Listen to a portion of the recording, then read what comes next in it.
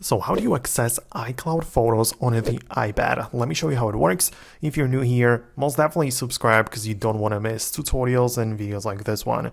So at first, open up your settings app of the iPad. Generally, tap on your profile and at the top and proceed to the iCloud section.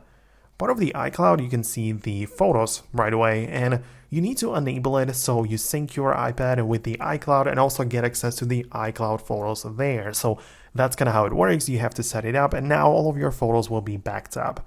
The only downside, if you ask me personally, is that when I open my Photos app, I don't really see the difference between the locally stored photos and the ones on the iCloud.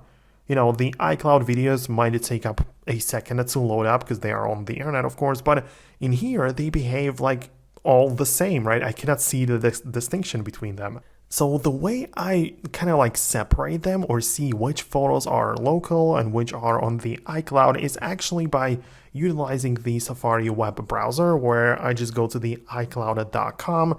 I can sign in with my Apple account, just scan my face, and I just go to the photos section, and the photos which are here are on the iCloud only, so I can work with them, and I can perhaps even upload something from my photo library, right? I of course wish it would work a little bit better, but we have to do it through the Safari to see the photos specifically, which are the local and which are on the iCloud. So that's something I quickly wanted to explain in this video. Let me know what you think about that. In case of any additional questions, leave them below, subscribe for more, and I'll see you later in the upcoming tutorials as well.